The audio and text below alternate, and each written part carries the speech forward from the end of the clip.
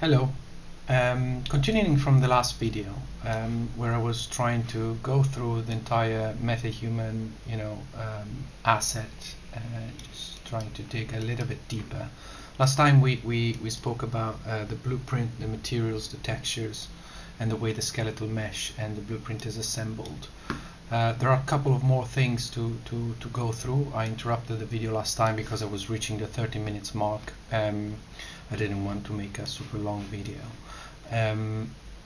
Let's keep going. The animation blueprints are what it's left, and this is actually quite a big topic. In the blueprint, if I select, let's start with the face. If I select the face skeletal mesh, you can see that the face skeletal mesh it's assigned to an animation blueprint Anim class. If I browse to it, which sits under common, which means this face animation blueprint is actually shared among all the metahumans. If I open it, the first thing that it's worth mentioning, let's ignore that, that's not meant to be there. The first thing that is worth mentioning is that basically the entire animation blueprint it's based upon the iPhone AR kit, which is a system that allows you to capture your face facts from an iPhone X series up, because the iPhone series up has a true depth camera, and it has a mechanism inside to recognize the 52 facts that are part of the face muscle, and then stream those values as blend weight data through LiveLink inside Unreal. So what this means is that basically you can face capture your face using an iPhone. But let's see how this is actually done. So there are two things in the face animation blueprint. There is the event graph, which is this one, and then there is the Anim graph. Let's go through the event graph first. So on the event blueprint update animation, which it says it is executed when the animation isn't updated, so fair enough. We have these two options that we saw them, these two things that we saw them expose in the blueprint. So this basically, it's a boolean that says I want the LiveLink to be on, I want to face capture my face through the iPhone, and this is it's of type LiveLink subject, which allows you to specify your device, the incoming device. So this note here, I haven't used it before, but I think it's safer to have it. And it says attempts to get a LiveLink frame from a subject using a given role.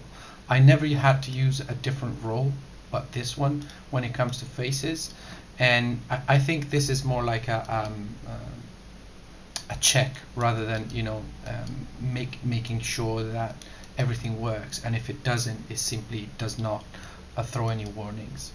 So if we turn this on, if we want the LiveLink, evaluate LiveLink frame and set AR kit head rotation. This is what the graph does, right? So how is this? So basically the event graph, it's fairly simple. When I turn on the option for live linking, sets the head rotation. What does it mean? Head rotation, first of all, it's a variable, and it's used once in the event graph, the set, once in the Anim graph, which is a get.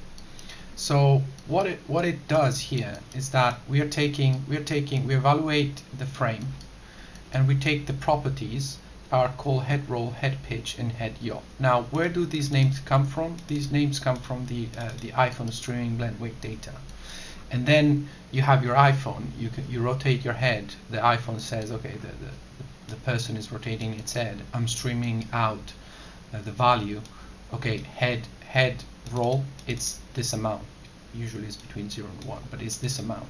So what's happening here really is that it's multiplying whatever incoming value by 50, and you can see that the head roll is actually Y, so it's the Y rotation of the head, and same with head pitch, minus 50, and head yaw, 50 again. So where do this value come from? This is probably somebody saw that with the MetaHuman setup, with the proportions and the distance between the head and neck. These are values that do make sense when remapped through iPhone. So these are just, you can consider this arbitrary value, but you could potentially change this and you would get a slightly different head rotation. But this is what probably this value were tweaked based on the proportions of MetaHumans overall. We assembled this value into our rotator and we set this variable. That's it. That's pretty much it. So the real thing, it's actually happening in the Anim graph. The Anim graph is reading, okay, what is the subject? Let's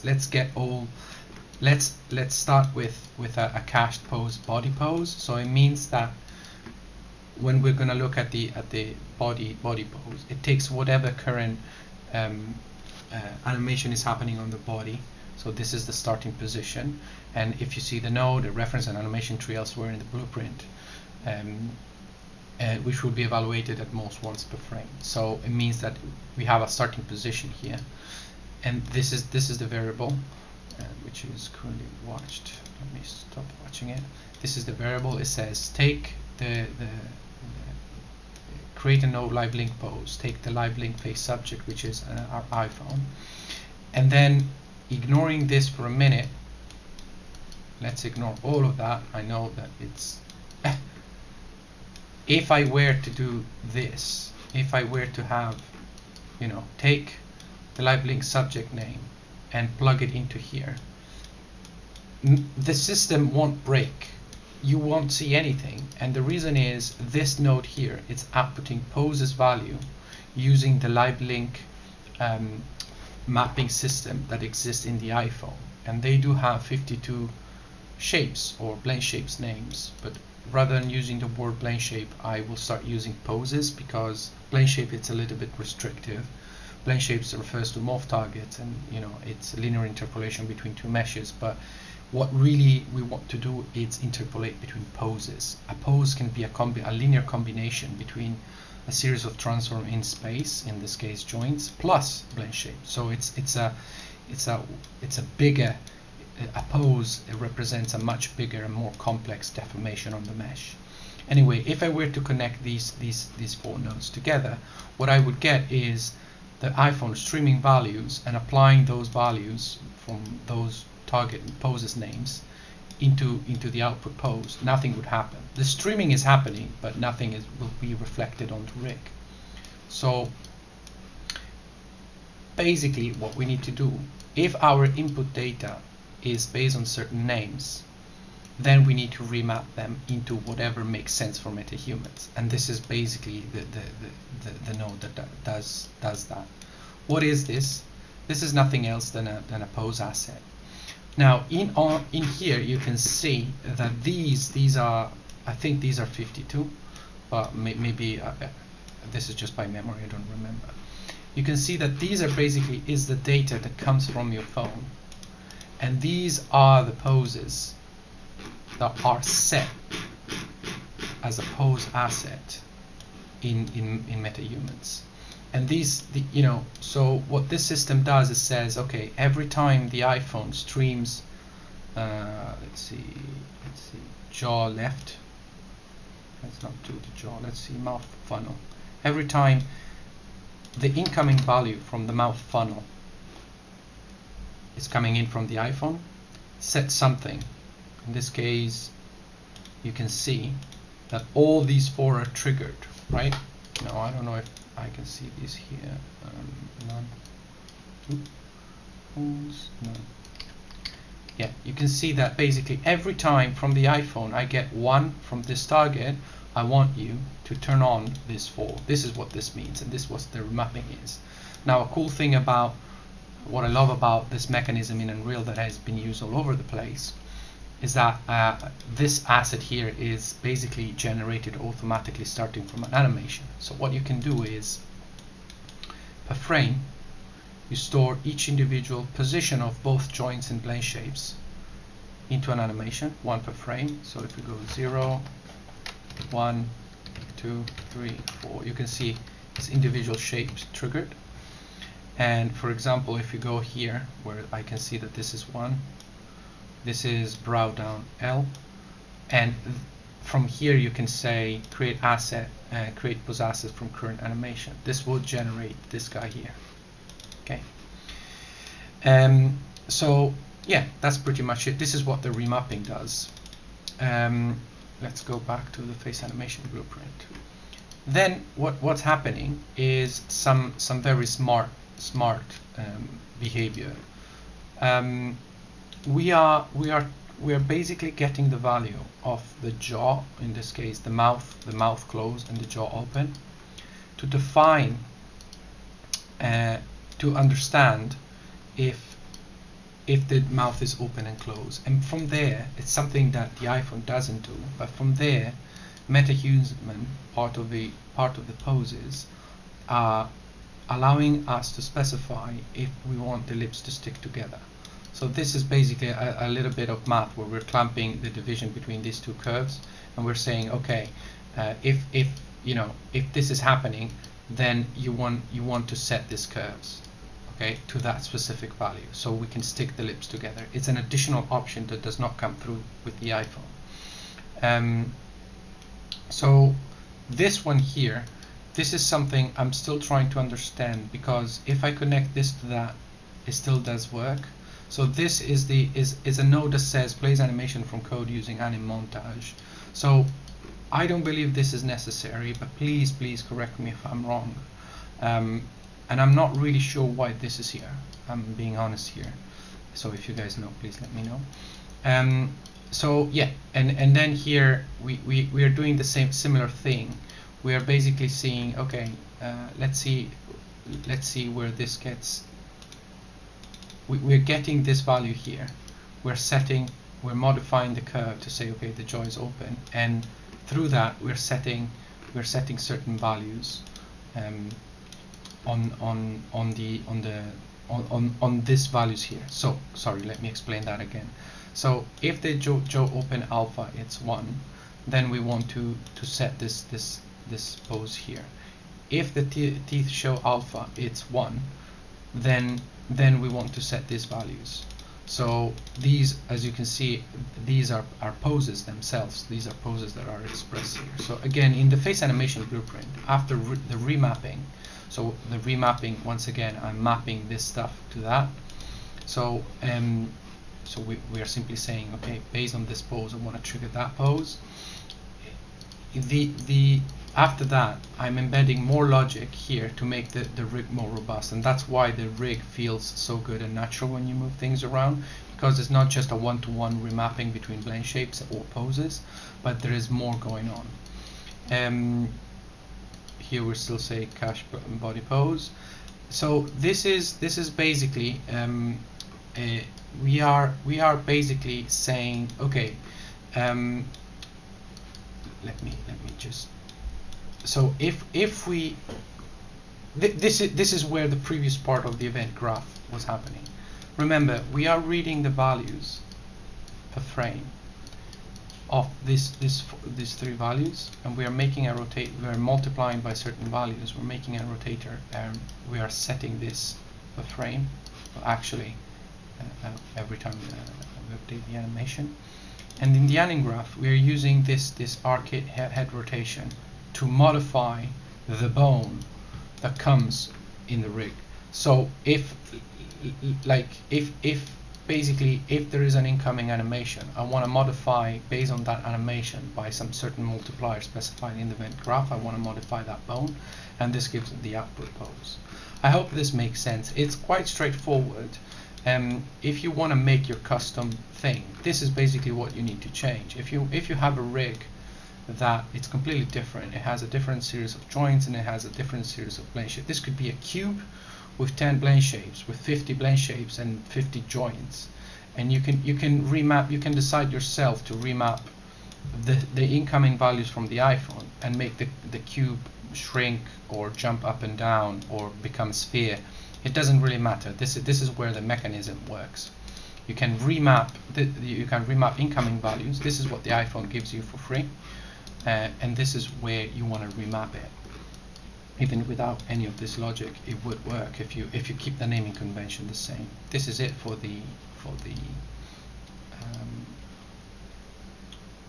for the face animation blueprint. Now let's jump again into the face mesh and let's see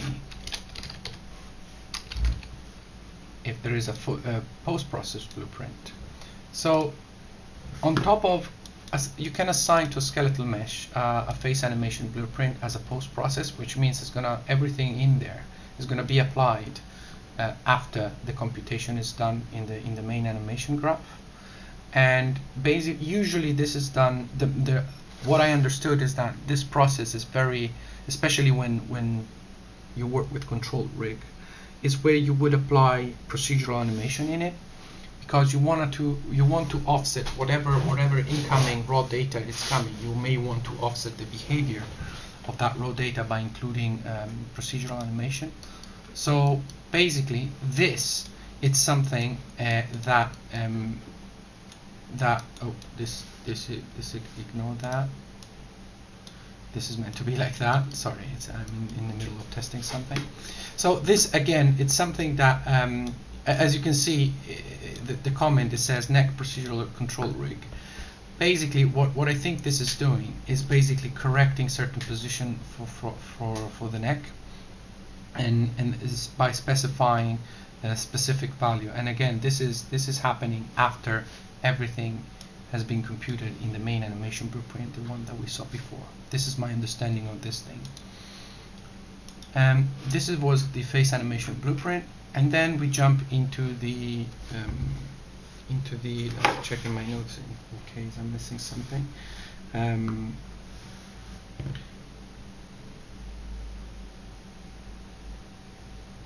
Yeah, I wanna talk about the body animation blueprint. There is a body animation blueprint, and if we go in here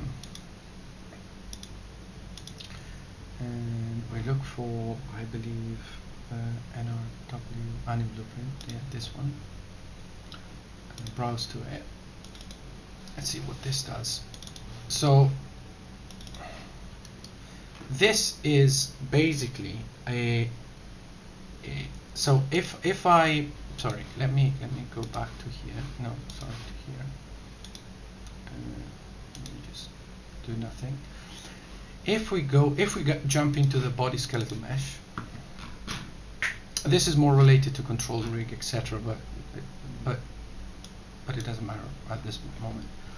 If we jump into the skeletal mesh for the body, we can see that to this body specifically, there is a post-process assigned to it, an animation blueprint post-process. And as we said, the animation blueprint post-process happens after the main computation is done.